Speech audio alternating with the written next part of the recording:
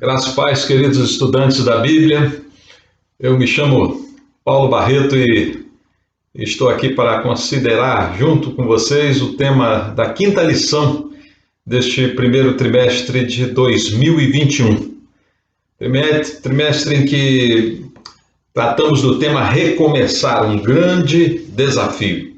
Nosso material de estudo está contido na revista Palavra e Vida, uma publicação da Convenção Batista Fluminense, que é indicada para os estudos da Escola Bíblica Dominical, das nossas igrejas batistas, as igrejas de nossa denominação em território de todo o estado do Rio de Janeiro. A lição de hoje tem como comentarista o pastor Rafael Antunes Vieira, meu pessoal amigo, irmão e membro da mesma árvore genealógica, pois sua saudosa e querida mãe, Edilma Barreto Antunes, que depois de se casar com o nosso amado e amigo pastor Eli Vieira, passou a se chamar Edilma Antunes Vieira. Ela era prima do meu pai, portanto, uma Barreto. Futuramente falarei dessa família e suas origens ancestrais e sua história como batistas fluminenses. Teremos uma oportunidade que poderemos rememorar a família Barreto. Fraterno abraço, pastor Rafael, e para Rosimar também. Deus continue abençoando vocês, o seu ministério aí na Igreja Batista em Casimiro de Abreu. Como ia falando, a lição de hoje nos chama a atenção para uma coisa que devemos fazer habitualmente, que é comemorar cada etapa vencida nos projetos de nossas vidas, pessoal, familiar, profissional e eclesiástica. Por isso, o tema da lição de hoje é celebrando cada etapa vencida. É muito comum as equipes esportivas comemorarem cada etapa ou partida vencida, pois é uma prova de que podem ganhar um torneio ou um campeonato. Até os que estão na zona de rebaixamento, quando obtêm uma vitória, eles celebram, pois é uma chance, é uma esperança, uma motivação para continuarem. Mas na maioria das vezes, não nos lembramos de celebrar as vitórias das etapas vencidas em outros tipos de coisas, em outros tipos de projetos. Como todo campeonato, um projeto tem etapas, e se forem vencidas uma a uma, você subirá ao pódio. Quando perdemos um torneio ou campeonato, buscamos nos preparar melhor e aprendemos a dar mais de nós para no próximo campeonato conseguir ganhar. Mas muitas das vezes não agimos assim quando devemos recomeçar alguma coisa, como os nossos negócios, nossa família ou nossa igreja. Estamos estudando neste trimestre que recomeçar é um grande desafio e que os personagens que nos inspiram e nos ensinam a como recomeçar como sucesso, e são eles Esdras, o escriba, e Neemias, o governador ou sátrapa de Judá. Vimos em aulas passadas que o recomeço ou a reconstrução de Jerusalém envolveu muitas coisas e sentimentos e que podemos dizer que faziam parte de um plano, de um projeto divino. Um projeto ou plano obrigatoriamente tem etapas a serem vencidas, gradativa e gradualmente, esperando cada etapa até se obter o resultado ou objetivo final. Todo projeto é assim. Isso é um projeto, o estabelecimento de um objetivo e a elaboração de etapas sucessivas que, em sendo realizadas, encaminham para a conclusão do objetivo final. Isso é um projeto, um plano. O povo judeu fazia parte de um projeto, de um plano de Deus, um projeto de uma nação separada para seu louvor e adoração, com uma terra, um local para realizar esse projeto. Eles falharam na realização do projeto e este projeto foi cancelado e reeditado para ser iniciado em 70 anos após, quando então Deus oferece uma nova oportunidade para recomeçarem seus planos. Eu costumo dizer que começar é bom, é um sentimento de conquista, de desbravamento, de aventura. Recomeçar é doloroso, pois significa que o primeiro plano não deu certo. Mas recomeçar é um ato que traz um elemento que não existia na tentativa anterior: a experiência. Por isso, as chances de sucesso são maiores no recomeço, salvo se você permanecer cometendo os erros iniciais. Como diz um adágio popular, errar é humano, persistir no erro é estupidez. Lamentavelmente, a estupidez parece estar tão presente, ou até mais presente, que a sensatez, e os erros continuam se repetindo e os fracassos reaparecendo. Por isso, quem com sensatez inicia uma reconstrução de sua vida, de sua família, de seus negócios, de seu trabalho, de sua comunidade, de sua igreja, ou mesmo de seu relacionamento com Deus, deve comemorar cada etapa vencida. Sabe por quê? Porque está se superando, não está caindo nos mesmos erros, e a celebração te desperta para isso, para saber que está no caminho certo. Os judeus que retornaram do exílio na Babilônia descobriram isso.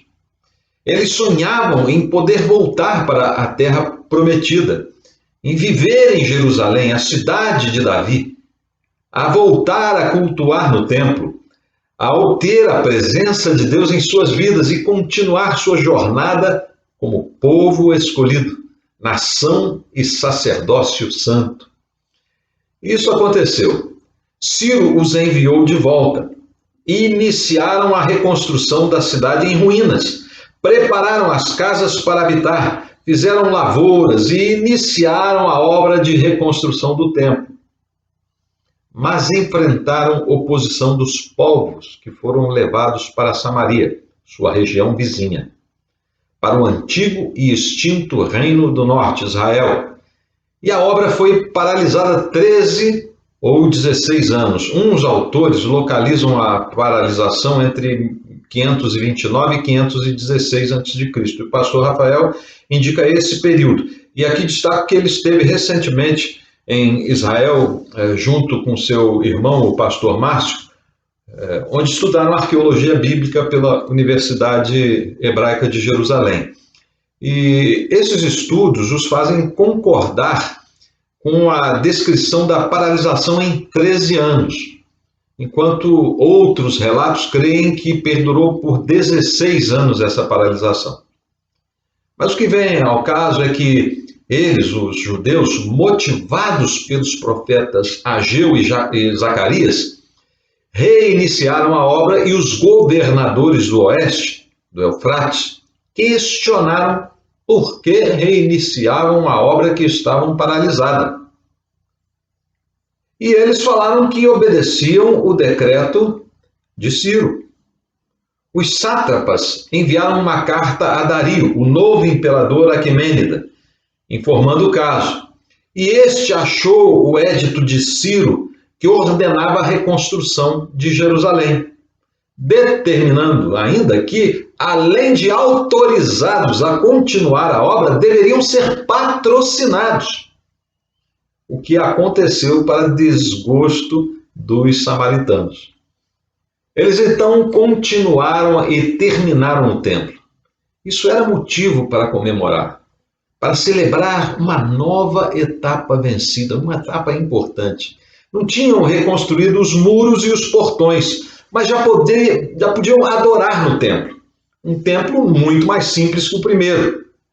Mas tinham um templo no Monte Moriá, o monte onde os antigos mestres rabinos dizem que Abel e Caim, e também Noé, ofereceram seus sacrifícios, onde Abraão sacrificaria Isaque, onde Abraão deu os dízimos a Melquisedeque, o lugar que Davi comprou de Araúna, e Salomão edificou o templo que substituiu o tabernáculo.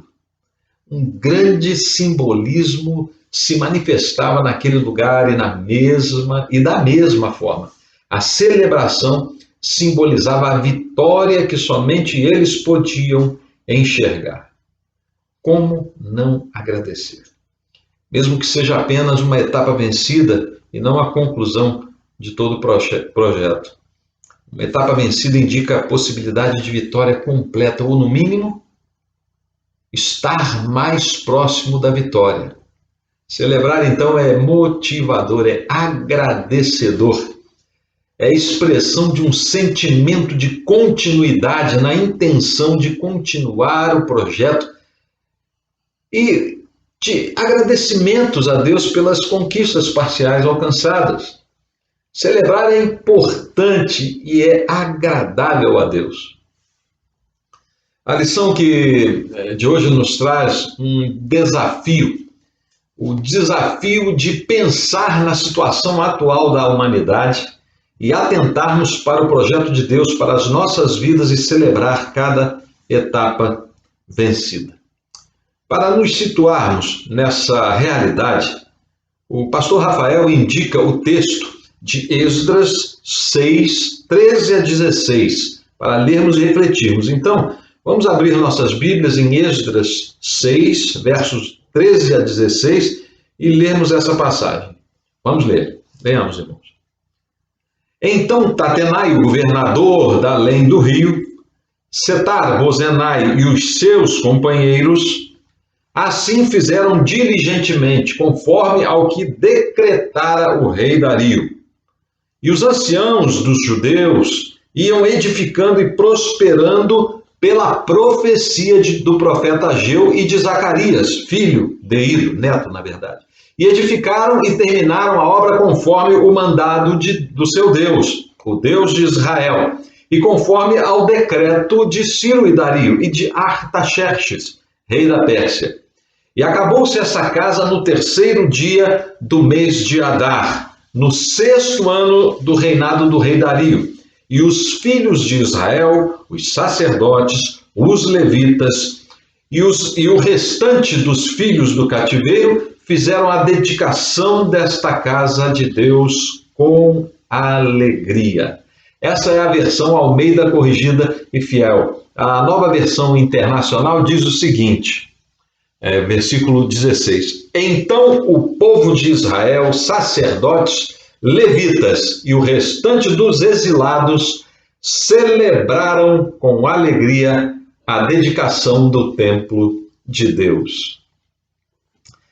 Dessa narrativa e a análise de todo o contexto dos livros de Esdras e Neemias, inclusive na leitura dos livros dos profetas Ageu e Zacarias, podemos verificar que há uma certa similaridade das circunstâncias daquele povo e da nossa atualidade, do povo da nossa era atual. Vivemos tempos difíceis, de muitas incertezas e prejuízos. Enorme insegurança nos assola e já convivemos com perdas materiais e muitas vidas humanas nessa pandemia que assola a humanidade. A experiência de Esdras, assim como de Zorobabel e de Josué e depois Neemias, sob a orientação dos profetas Ageu e Zacarias em reconstruir o Estado de Israel, é de muita aplicação e digna de cuidadosa observação para nos ajudar a recomeçar nestes tempos sombrios.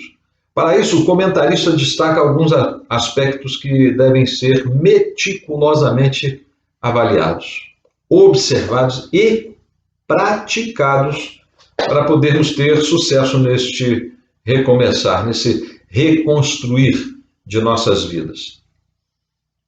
Esses aspectos são a análise das circunstâncias, o conhecimento do projeto e a fé na credibilidade do autor do projeto. Então, o primeiro aspecto é a análise das circunstâncias. Estabelecendo uma comparação entre a situação do povo de Israel e a nossa atual situação, verificamos, lendo o capítulo 4 de Esdras, que os opositores da obra conseguiram paralisá-la, enviando uma carta a Ciro falando mentiras de que o povo edificava para se rebelar contra o Império Aquemênida, tal qual fizeram com o Império Caldeu. E Ciro, que havia determinado a reconstrução, ordenou a paralisação e o povo esmoreceu.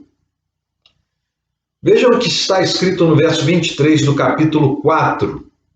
Então, depois que a cópia da carta do rei Artaxerxes se leu perante Reum, Essinzai, o escrivão, e os companheiros, apressadamente foram eles a Jerusalém, aos judeus, e os impediram à força de braço e com violência. Isso foi o primeiro momento, quando eles conseguiram deter a obra.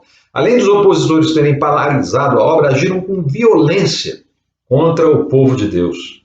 Como afirma o pastor Rafael Antunes Vieira, a obra ficou paralisada 13 anos.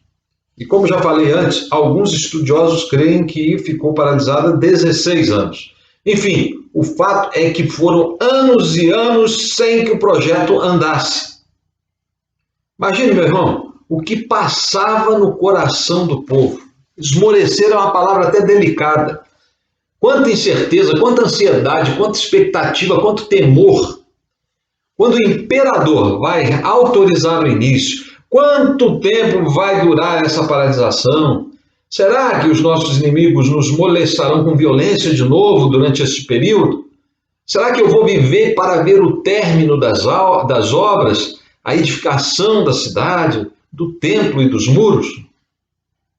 Para os judeus não era apenas a construção de um edifício, de uma casa própria, eles tinham lá na Babilônia, de uma cidade, eles tinham a grande cidade de Suzã, era a reconstrução do Estado de Israel, da nação dos filhos de Jacó, era voltar para as terras compradas por Abraão a Amanre, que Davi comprou de Araúna, que Deus prometeu ao seu povo e que Josué entrou e conquistou novamente. Os judeus passaram por tal situação mais de uma vez na história. E tais eventos foram identificados como suas diásporas. A primeira com o exílio assírio em 722 a.C., depois em 586 com o exílio babilônico. No ano de 70, Jerusalém foi destruída pelos romanos, 70 depois de Cristo, e o povo disperso após a Batalha de Massada. Nessa última diáspora, um grupo foi levado para o leste europeu, originando os Ashkenazi. E o outro foi para o norte da África e entrando na Península Ibérica, formando os judeus safarditas, sendo expulsos de lá pela Igreja Romana em torno de 1460, indo para os Países Baixos, Balcãs, Anatólia e até a própria Palestina, se juntando apenas como Estado em maio de 1948, quando o Conselho da ONU se reuniu sob a presidência do brasileiro Oswaldo Aranha e foi reconhecido o Estado de Israel. Em 722 a.C., o Reino do Norte foi extinto pelos assírios. Suas 10 tribos foram espalhadas e a maior parte desapareceu. Uma parte, a tribo de Dan, foi para o exílio na Etiópia, formando junto com uma pequena comunidade judaica que já existia lá, formando a comunidade etíope Beta Israel, que quer dizer a casa de Israel, e que ficaram conhecidos como judeus etíopes. A rainha de Sabá, que 300 anos antes tinha conhecido Salomão, e segundo a tradição etíope, se casou com Salomão e teve um filho chamado Menelik, que seria inclusive o próximo rei da Etiópia, quando faleceu a rainha de Sabá. Ela levou para a Etiópia o judaísmo, praticando eles os ritos judaicos, como o que eles chamam de Brit Milá, a circuncisão, e o kasher, onde não comem aqueles alimentos proibidos pela lei de Moisés. Eles guardando também o Shabat, o sábado. E eles viviam da agricultura e do pastoreio. A tribo de Dan, exilada pelos assírios, foi para lá. E dado seu isolamento, achavam que eram os únicos sobreviventes do povo de Israel. Mesmo no exílio, seu sonho de voltar para suas terras ancestrais nunca mudou. Todos os dias oravam na direção de Jerusalém. E todos os anos eles falavam Lashanah Adá de Yerushalayim, que significa no ano que vem nós estejamos em Jerusalém. E esperavam que se cumprissem as profecias de Isaías 11:11, que prometia o retorno à terra de Israel, que diz inclusive assim: naquele dia o Senhor estenderá de novo a sua mão para resgatar o remanescente do seu povo, que foi deixado na Assíria, no Egito, em Páfros, na Etiópia, em Elão e em Sinar, em Anate e nas ilhas do mar. Vocês imaginam que esperar 13 ou 16 anos para recomeçar a obra foi muito? Imaginem para os judeus que esperarem 70 anos para voltarem para Jerusalém. Veja o que aconteceu com os danitas, os membros da tribo de Dan. Somente no século XIX, os demais judeus tomaram conhecimento de sua existência, a existência dos Beta Israel. Na década de 70 do século XX, explode a guerra civil da Etiópia. E vimos pela televisão a fome que assolou aquele país, cenas horríveis. Os Beta Israel, que já não tinham uma vida fácil, passaram a sofrer muito mais, principalmente a perseguição dos cristãos ortodoxos etíopes, que os tratavam como falash, estrangeiros ou sem terras. Então, em 1975, o Estado de Israel reconhece o direito de retorno desses Beta Israel à terra prometida. Eles comemoraram, celebraram, mas sofreram logo após 2.700 anos de exílio, pois as autoridades locais proíbem sua imigração. Tão próximos do seu retorno ao lar e seguem morrendo na Etiópia. Aí, em 1977, um judeu etíope chamado Fered Aklum foge para o Sudão e envia cartas humanitárias a Israel, que chegam ao Mossad. E este avisa a Menachem Begin, o primeiro-ministro, que determina ao Mossad remover esses Beta Israel de volta para casa.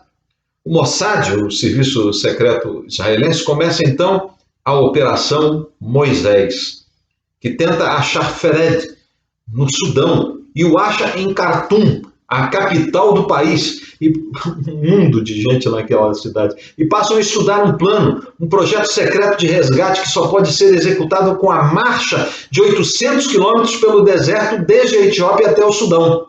Em 1984, somente em 84 é iniciada a obra de resgate.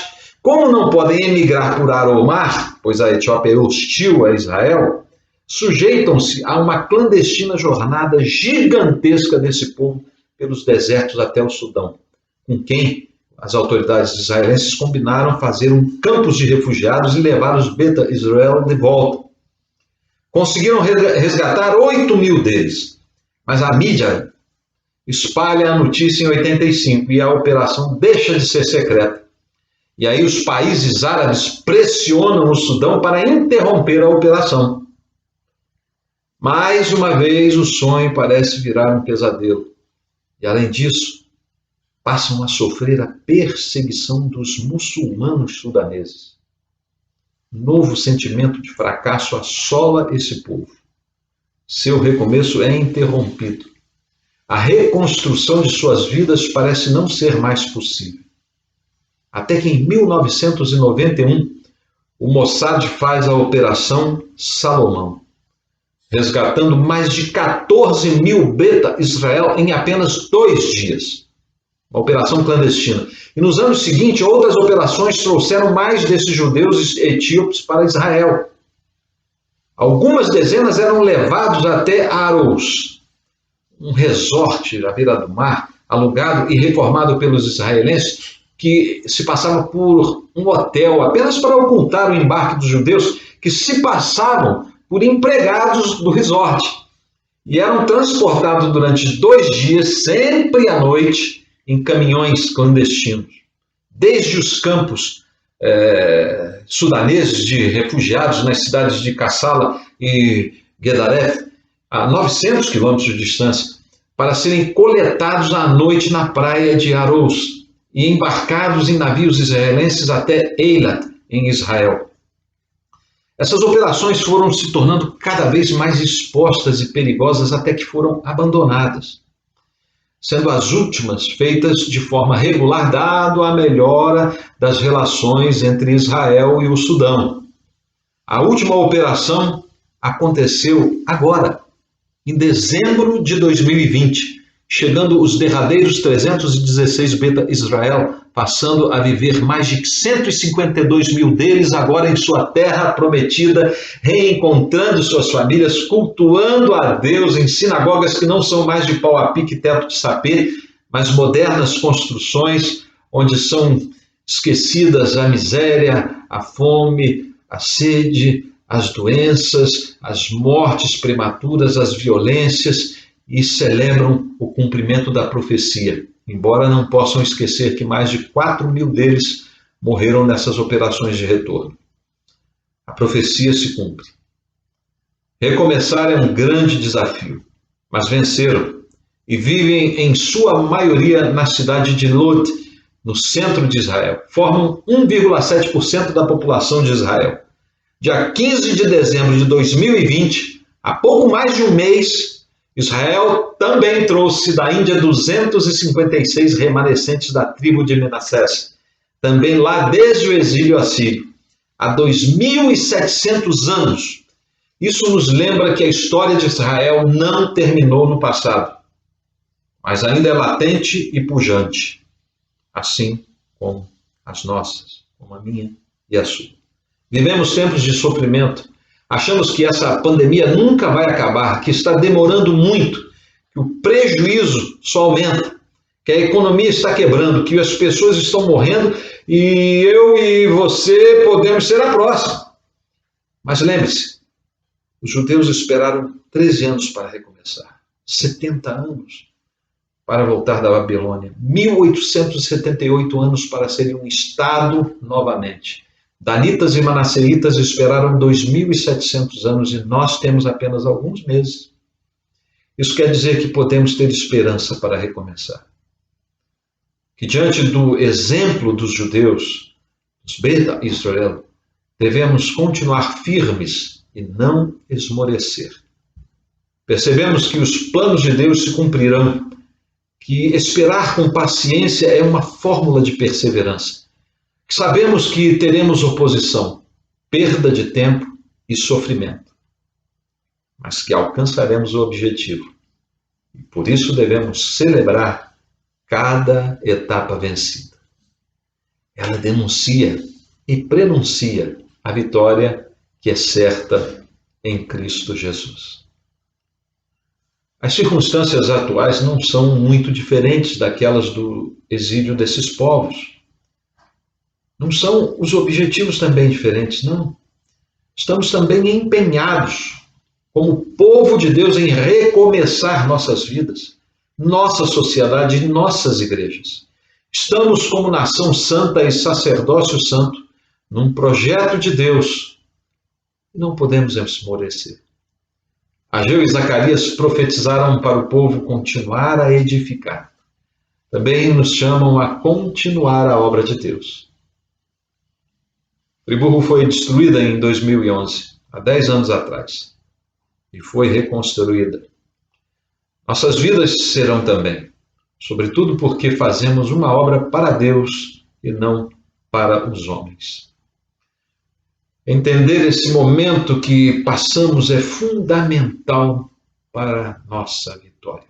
Por isso devemos analisar as circunstâncias e admitir que muitos foram vitoriosos em situações muito piores, vencendo e celebrando cada etapa, paulatinamente, até chegarmos ao objetivo de Deus, que são as nossas próprias vidas, porque somos edifício de Deus. O segundo aspecto a ser considerado para termos motivos para celebrar cada etapa vencida é o conhecimento do projeto. Relendo o texto de Esdras, vemos que os edificadores buscaram cumprir à risca as etapas do projeto. E até Tatenai, o governador da região oeste do do rio Eufrates, serviu ao projeto de Deus, cumprindo à risca a etapa que lhe cabia, conforme está no verso 13 de Esdras 6. Vejam que os Beta Israel também tiveram opositores e esperaram um longo tempo para retornarem a Israel. Por fim, até o governo etíope, que se opunha ao projeto de retorno, acabou por cumprir à risca o projeto de Deus exarado em Isaías 11:11. E isso, volto a dizer, aconteceu mês passado. Os últimos Beta Israel chegaram à Terra Prometida em meio a uma pandemia, um caos econômico, em meio a dificuldades de transporte e prestação de serviços de saúde. Conhecer o projeto de Deus é fundamental para termos segurança e certeza de que ele se cumprirá. Os Beta Israel confiaram em Isaías, os benjamitas e judeus em Ageu e Zacarias, e recomeçaram a obra. Nós podemos confiar em Deus e seu projeto. Os hebreus conheciam claramente o projeto de Deus para a sua nação e seu povo. O retorno a Jerusalém, a reconstrução da cidade, do templo e dos muros, era a consumação e realização desse projeto. Era o selo de compromisso entre Deus e o povo.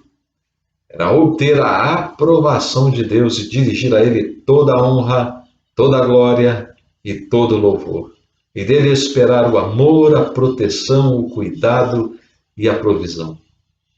Conhecendo o projeto, cada etapa vencida se torna um grande motivo de celebração. Como igreja do Senhor, como povo escolhido e sacerdócio santo, a gente conhece o projeto de Deus e, conhecendo o seu projeto para a sua igreja, devemos marchar confiantes, celebrando cada etapa vencida. O terceiro e último aspecto está contido na credibilidade do autor. Quando vamos fazer uma obra, contratamos um arquiteto que fará o projeto daquele que será o nosso lugar para morar ou trabalhar. Todos nós queremos uma casa própria e acabamos confiando no autor do projeto que construiu aquele prédio onde vamos comprar o nosso apartamento ou o projeto da casa, né? Sua rede de esgoto, de água, de energia, a sua fundação, na distribuição dos cômodos. Enfim, confiamos no autor do projeto. Quando não confiamos, não entramos nele. É um negócio que não nos agrada, não nos dá segurança. Em 1998, um amigo meu teve que sair do seu apartamento na Barra da Tijuca, pois seu prédio foi interditado. O prédio vizinho desabou em parte, o edifício Palace 2, morrendo 8 pessoas. E foi implodido logo depois, o restante dele, dado o risco de desabamento. O autor do projeto, um deputado chamado Sérgio Naia, foi processado e noticiada a coisa toda. Sua construtora perdeu todo o crédito e até hoje seguem os processos de indenização promovidos pelos prejudicados. Quando temos um projeto, o que mais nos dá segurança e confiança é o crédito que tem o autor. Um projeto do Niemeyer tem total credibilidade. Pode até se achar feio, mas o autor tem crédito, tem credibilidade.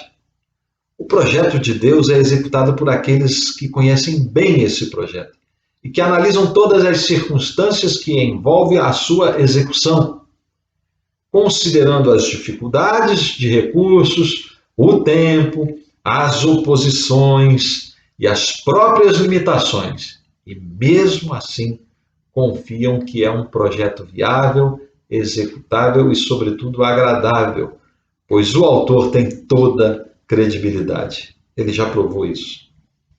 O arquiteto do universo já comprovou sua capacidade, seu poder e riqueza. Já deixou exemplos e modelos, e os que trabalharam para ele, todos sem exceção, foram felizes e bem-sucedidos. Por isso, quando vencemos cada etapa de um projeto de autoria de Deus, devemos celebrar.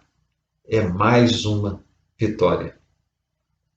É interessante pensar que os projetos de Deus exigem então fé.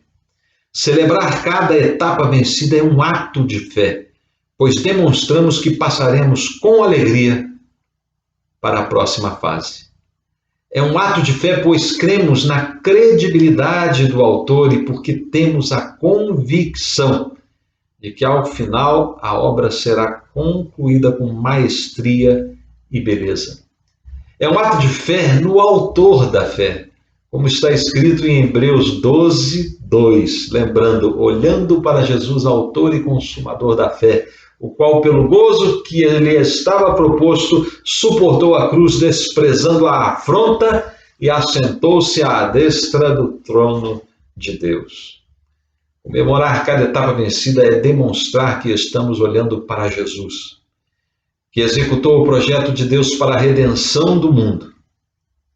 É suportar a demora e as interrupções, é desprezar as oposições e violências dos inimigos. É ter a certeza de que seremos vitoriosos com nosso Deus e Senhor Jesus Cristo. É manifestar pessoalmente o que sinto e vejo Deus fazendo em minha vida e então recomeçar. Resumindo, se fôssemos derrotistas, analisando as circunstâncias, teríamos muitos motivos para não celebrar. Muitos estão vindo de uma situação de conforto para uma situação de dificuldades financeiras, pois perderam o emprego ou seus negócios faliram, estão sofrendo oposição de credores, né, de suas próprias consciências, incomodados pelos erros que cometeram e seus sonhos parecem que não vão se realizar. Acham que, dado o fracasso que experimentaram, tentar de novo pode ser sofrer de novo.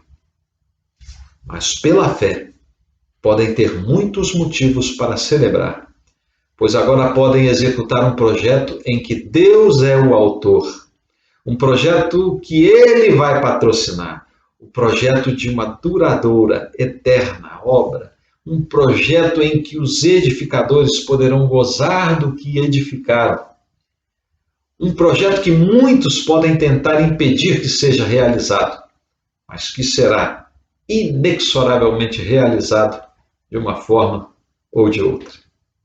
Temos motivos para celebrar, porque conhecemos o projeto de Deus e podemos nos perguntar: como devemos nos comportar diante de tão grande negócio? O que devemos fazer? Como devemos agir? Conhecendo esse projeto, podemos celebrar, porque fazemos parte dele e ele se concretizará. Temos motivo para celebrar cada etapa vencida porque o autor do projeto tem credibilidade. Já executou outros antes. Nos dá prova disso. Em nossas vidas já provamos de sua intervenção. Sabemos que é certo que seu projeto, que sua obra será terminada. Por mais incrível que pareça, quando a gente observa a história, vemos que se encaminha para um desfecho final. Todas as circunstâncias atuais confirmam isso, pois a obra está se aperfeiçoando. E cada etapa, e podemos dizer, como Paulo, tendo por certo isso mesmo, que aquele que em vós começou a boa obra, a aperfeiçoará até o dia de Jesus Cristo. Nós somos a obra de Cristo, o seu projeto. E por isso devemos valorizar cada etapa vencida, mantendo a satisfação e o encorajamento para seguir para a próxima fase, que muitas das vezes se torna mais difícil que a anterior. Nós somos a obra de Cristo e seu projeto, e por isso Devemos celebrar cada etapa vencida até chegar à sua conclusão, até o dia de Jesus Cristo. Celebre cada etapa vencida, mesmo que tenha que esperar, mesmo que pareça demorar muito, mesmo que a oposição pareça ser muito grande, que tenha sido interrompida a sua obra, mesmo que sofra ataques, mesmo que o tempo pareça menor, mesmo que os muros estejam caídos e os portais queimados, celebre cada etapa vencida, pois aquele que em vós começou a boa obra a aperfeiçoará até o dia de Jesus Cristo. Celebre cada etapa vencida. Que Deus me abençoe, assim como te abençoe abundantemente. Amém.